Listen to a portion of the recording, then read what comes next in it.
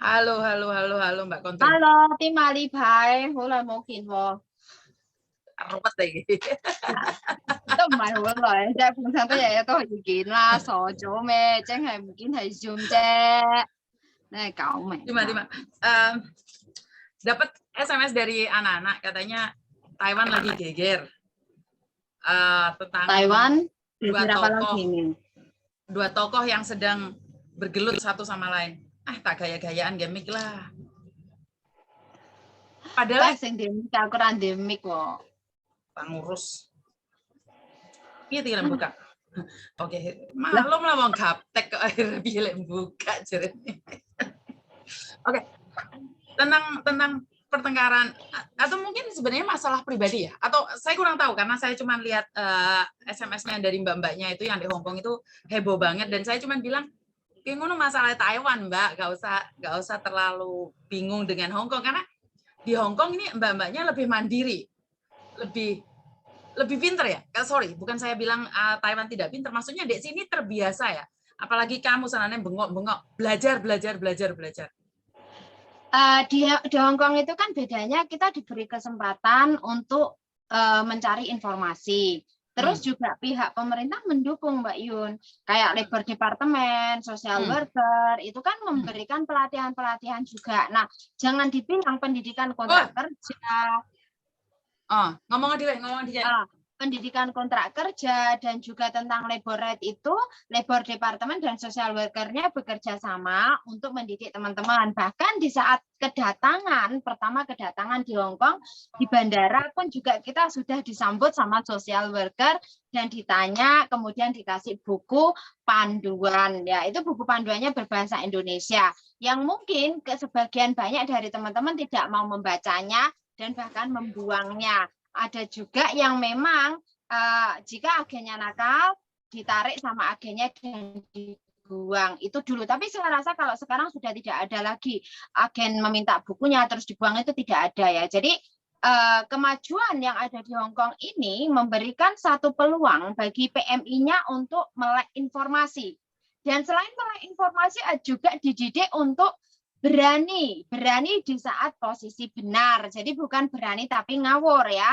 Berani di saat dalam posisi benar, di mana kalau kurang yakin melangkahnya bisa konsultasi kepada teman-teman yang lebih tahu. Teman-teman organisasi banyak ya kan, terus NGO juga banyak, individu banyak yang memberikan informasi secara gratis melalui media sosial. Jadi karena ini diberikan di Hong Kong, itu memberikan kemudahan tersendiri. Dan untuk peran-peran lainnya, seperti peran NGO, itu juga peran asosiasi, kemudian KJRI itu sebagai extension di saat mungkin PMI tersebut membutuhkan pendampingan. Nah, pada dasarnya kalau seperti masalah sepele determinate haknya apa dan lain sebagainya, mereka bisa jalan sendiri, tetapi satu yang pasti mereka tetap harus mengikuti peraturan yang ada. Kalau teman-teman tidak mengikuti peraturan yang ada, otomatis teman-teman akan terjebak sendiri ke dalam jalur hukumnya. Jadi kan perbedaannya di situ ya, perbedaan antara negara lain, tidak hanya Taiwan, negara lain dengan negara Hong Kong itu ya seperti itu, keterbukaan informasi dan juga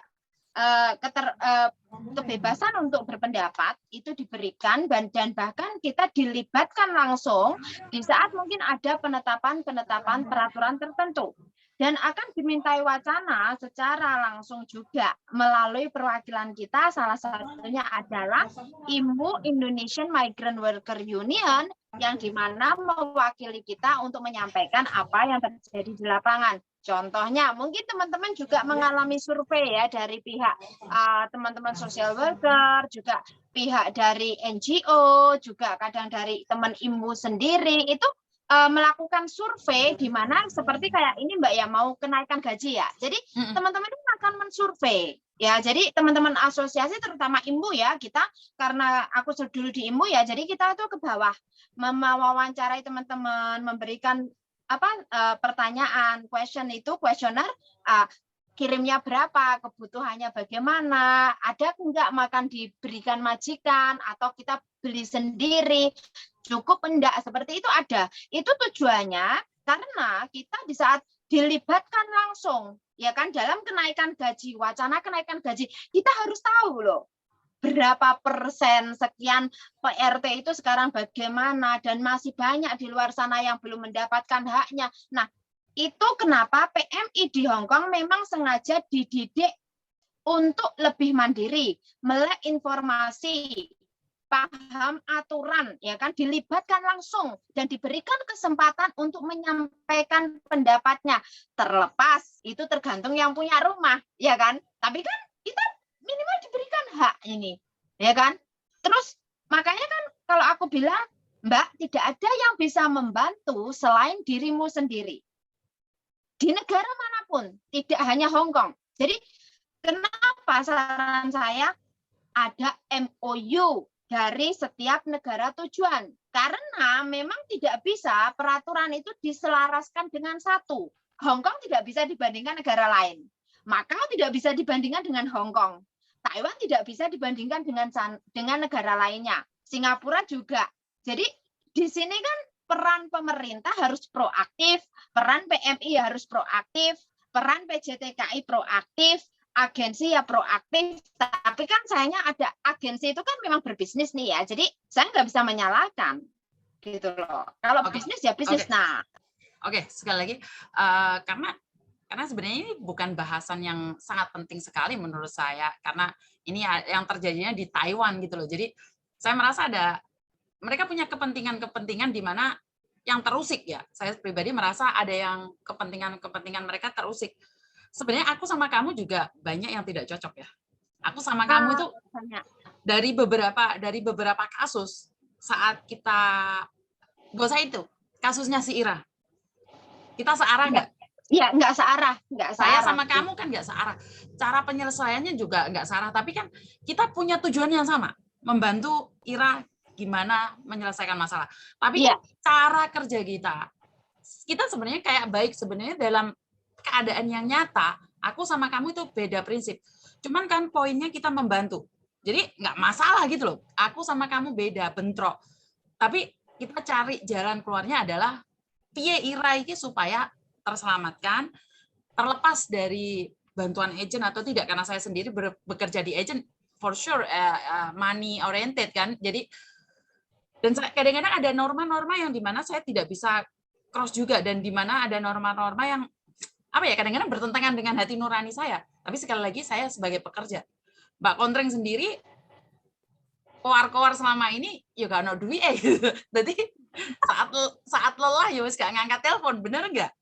Iya, jadi kayak kemarin aja itu kan memang aku switch off semuanya. Jadi makanya aku kemarin sengaja hiking ya kan, dan di gunung kan memang sengaja nggak ada sinyal. Jadi sengaja HP pun juga aku taruh di tas, bener-bener, bahkan foto pun saya nggak ngambil.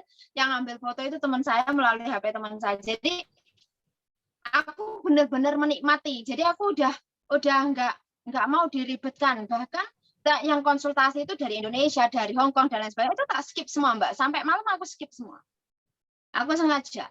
Jadi aku memang menginginkan itu, kalau teman-teman memang aktif mencari informasi, kecuali urgent ya, maksudnya kecuali urgent banget, butuh pendampingan itu bagaimana, nah itu akan aku arahkan kemana. Nah, tapi tetap tujuannya sama, di awal itu ke KJRI dulu.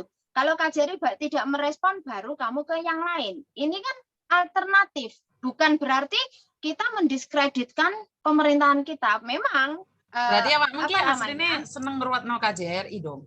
Lah ono masalah kan di agent dikit to, kok langsung mengkon di KJRI. Sementara kan KJRI golekin di agent meneh kan berapa ya, kali itu aku ngomong. Kalau masalah KJRI golek agent mana itu urusannya KJRI. Tapi kan kalau aku di bagian PMI ya itu tanggung jawab KJRI.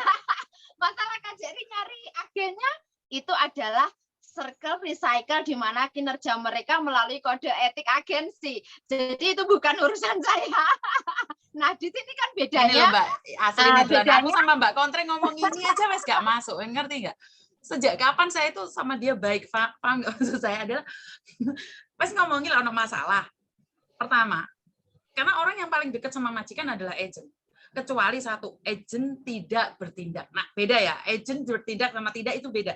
Masalah agent ini nggak tahu apa-apa, mau merono draft ke KJRI, iki piye Yunda anak buahmu Yunda. Aku nggak ngerti, Bu. Paham nggak maksudku? Jadi Gede-gede ruwet, aku nggak ngerti. Sekali lagi kembali, saya sama Mbak Kontreng itu bukan best friend ya, bukan bestie-bestian, tidak ya sebenarnya.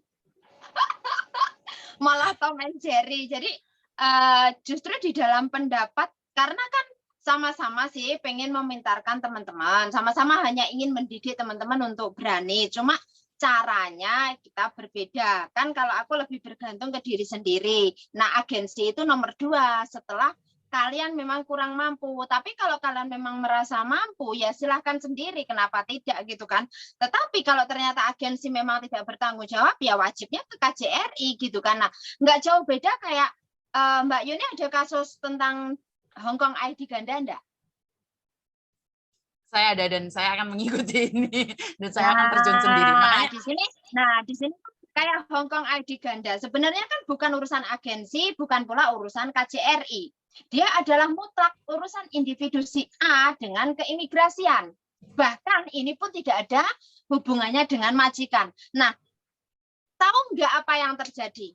Ada satu agensinya ini kan stafnya staf lokal. Dipanggil KJRI, disuruh ke KJRI bikin pernyataan bahwa ini dulu prosesnya dari PT ke sana, sekarang sebenarnya itu nggak ngaruh di imigrasi. Anaknya kan akhirnya bingung, agensinya mengancam-ngancam, nanti kamu akan di blacklist, kamu akan begini, padahal dia nggak follow up kasus. Nah, inilah kadang kearogansian seseorang karena status standar mereka yang mungkin males ya, kontreng ki sopo sih? Kenapa aku harus golek kontreng? Sampai Mbak E itu kasih nomorku ke dia, terus aku bilang, nggak akan agenmu telepon aku. Dan memang tidak ada telepon aku. Aku yang dikasih nomor agen itu, tak tunggu aja, nggak ada yang telepon saya. wong SMS lah dibalas, pilih telepon dirimu. Nah, terus hingga akhirnya surat yang dari KJRI itu juga di-share ke saya, Mbak. Aku cuma ketawa. Ini nggak ada hubungannya gitu loh. Jadi soalnya kebetulan kan aku ada scanan dari ID ganda ya. Cuman secara tidak langsung atau secara langsung saya belum menanganinya. Kenapa saya tidak berani komentar, bahkan saya belum berani membahas. Karena ID ganda yang saya tanganin ini akan sidang September. Jadi sudah ada appointment-nya September. Jadi saya tahu dan saya akan ngikutin dan saya akan bahas ID ganda. Karena sekarang saya tidak ada bukti ya. Saya cuman ada bukti. Saya ada bukti ID ganda yang baik-baik saja. Cuman saya tidak mau ngomong, tapi saya tidak tahu prosesnya. Karena sekali lagi saya itu selalu ngomong, ya mau cengkoy ya. Mau cengkoy, om kau tahu. Ada cengkoy, tapi aku belum pengalaman. Jadi aku pun nggak bahas tentang itu kan. Ya, karena memang ID ganda ini pun juga, kenapa sih step penanganan atau informasi yang aku bagikan ID ganda juga ada beberapa session kan, karena tidak bisa mengeneralkan satu kasus dengan yang lainnya. Oke. Karena itu juga tergantung manajer case-nya, tergantung officer-nya. Jadi saya tidak bisa, oh ini pasti begini nantinya, tidak bisa memastikan juga. Dan kali ini masih ada yang menunggu. 3 orang lagi menunggu, ngomong ke saya, Mbak Kontreng, ini sampai kapan ya? Ikuti aja prosesnya. Yang pasti siapkan uang 1.000, karena besar kemungkinan nanti Anda dipanggil untuk setelah mengakui semuanya, sidik jari akan membayar 1.000. Yang satunya sudah deal. Iya Mbak Kontreng, saya kemarin disuruh bayar 1.000, urusan selesai. Nah kan, tapi kan saya jadi bisa. Buat mbak-mbaknya yang saat ini mendapatkan telepon dari Kowloon Bay mengatakan bahwa apakah Anda pernah memiliki ID ganda? 1, siap-siap untuk diinterogasi dan membawa uang 1.000. Masalahnya tidak sebesar dan tidak semenakutkan di luar. Betul. Karena saya sudah ada data. Cuman saya belum ada bukti ngikutin perjalanannya. Karena saya akan sendiri cus ke Kowloon Bay. Jadi tahu sendiri kan, saya akan syuting di kono, tapi mungkin kebanyakan saya tidak bisa ikutin kasusnya ke dalam, tapi setidaknya karena nggak bisa ngikuti ya, karena itu kan harus sendiri, jadi tidak bisa di-interview dengan orang lain. Terus itu juga ada ini Mbak Yuni, satu lagi kalau nggak salah kemarin itu yang sudah saya bilang paspor endorsement penambahan nama keluarga. Untuk sementara saya belum ada ini Mbak Santi. Nah, belum Mbak ada Kontri, karena kan? sudah Nah, tempat saya ini masih aman. sudah ada. Kemudian kemarin Mbaknya menghubungi saya kan di awal ditelepon pihak imigrasi itu alasannya bukan itu.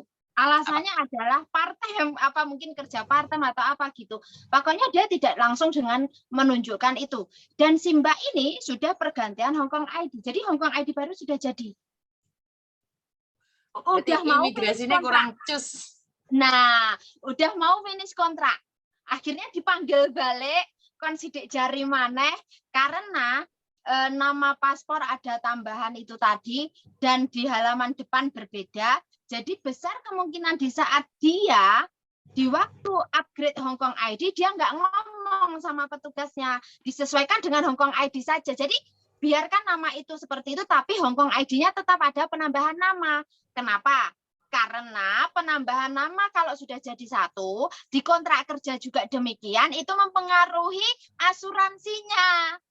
Nah, jadi jadi teman-teman, kalau memang di KJRI paspornya sudah ada, misal diganti kan KJRI ini kan haknya KJRI ya. Terus teman-teman enggak apa-apa, tapi di saat nanti update Hongkong ID, terus untuk agensi yang mungkin apply visa ya kan, karena apply visa dia toh Mbak, otomatis entah pergantian, entah apa, diikutkan saja dengan nama Hongkong ID dan teman-teman kalau bisa tetap disesuaikan Hongkong ID-nya tetap jadi satu. Nah, kalau memang perubahan harus update Hongkong ID baru, Mbak, meminta perubahan data itu tadi dan harus memberikan bukti. Nah, kalau seperti ini Hongkong ID bayar 460. Jadi ini sama dengan kayak KTP hilang. Rusak. Iya, jadi kayak rusak. Kalau hilang kan masih 370. Tapi kalau rusak itu 460. Nah, jadi ini sudah ada yang mungkin apa prosesnya nyogok di imigrasi biasa.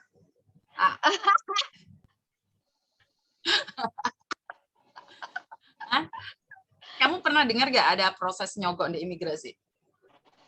Aku sih dengar, tapi saya nggak percaya. Soalnya aku di agent kerja suwi. Kalau tempat saya kurang tahu karena di Hong Kong iso, gak iso yo mulia gitu loh. Tapi masalah itu kan internal ya, aku nggak iso. Setahu saya sih nggak ada. Tapi kalau dibilang setiap agensi ada ndak berhubungan dengan orang personal di imigrasi itu pasti ada. Tapi sebatas tukar informasi setahu saya. Tapi kalau ada main ini itu saya nggak tahu ya. Kalau ada yang bilang dengan begini, ya itu urusan dia. Pertanyaannya ada buktinya enggak? Kalau masalah ini, saya tidak bisa komen karena sekali lagi saya bekerja di Hong Kong, belum pernah dan tidak pernah dan tidak tahu kalau harus seperti ini. Lah, ya, jadi juga, kalau ada orang yang makanya ada juga yang ngomong kalau kamu proses di agen lain nggak akan bisa kecuali di agenku. Nah, emang agenmu ki sopo? Mbak Kontring, sampean itu punya LAT ya. Seharusnya sampean bangga kalau itu orang Indonesia bisa dengan ini masalah selesai, itu bangga loh saya. Bener. Oh, itu menurut sampean, menurut saya tidak dong. Saya tidak bangga. Karena apa? Dengan Anda dengan ini selesai, artinya justru Anda itu merendahkan harga diri Anda, termasuk merendahkan peraturan yang ada. Lah wong aku wonge nggak seneng dengan adanya ini, wong anak-anak aja misal ya ngomong, Mbak di sana banyak calo dan begini. Masalahnya kamu mau bayar enggak? Kalau kamu mau bayar jangan protes calonnya. Kenapa kamu mau bayar? Nggak mau ribet. Kita Mbak Kontring. Kenapa? Masalah sebesar apapun kalau diselesaikan dengan ini itu bukan masalah. Paham nggak maksudku? Saya tidak bagi saya tidak penting itu gimana caranya, tapi kalau ada orang yang bilang dengan nyata dan berani mengatakan dengan ini masalah selesai, tidak semuanya orang bisa ngomong kayak gitu. Karena dengan segebok uang belum tentu bisa menyelesaikan masalah. Tapi kalau ada orang bilang dengan ini bayar 5.000, 10.000 selesai masalah, bagi saya bukan masalah. Ingat, masalah tidak bisa selesai saat tidak bisa dibeli. Tapi saat bisa dibeli, apapun caranya, masih bisa gini, dia orang hebat. Terbalik dari benar dan tidaknya, bagus dan tidaknya, itu kan urusan belakang. Tapi yang saya maksud adalah kalau dengan begini masalah selesai, hebat dong. Ya, Benar, hebat. Ya, hebat. hebat. Saya acungkan jempol. Kenapa? Karena saya pribadi, aku ini wong keceran, orang yang takutan. Kalau masalah peraturan, aku juga takut. Bener, saya tuh takut. Bener, saya sekali lagi. Sama Mbak Yun, kalau bicara peraturan itu kan masalahnya kita harus lurus ya, gak oleh menggok. Ini jangankan masalah ini ya, kayak begini, ada teman yang begini, Mbak Kontreng, ini bener ya, bisa ya nanti saya bikin paspor, nanti kalau ada apa-apa tak telepon Mbak Kontreng. Maksudnya, seolah aku dijadikan jaminan, yuk nggak bisa dong, ya kan? Alasannya apa?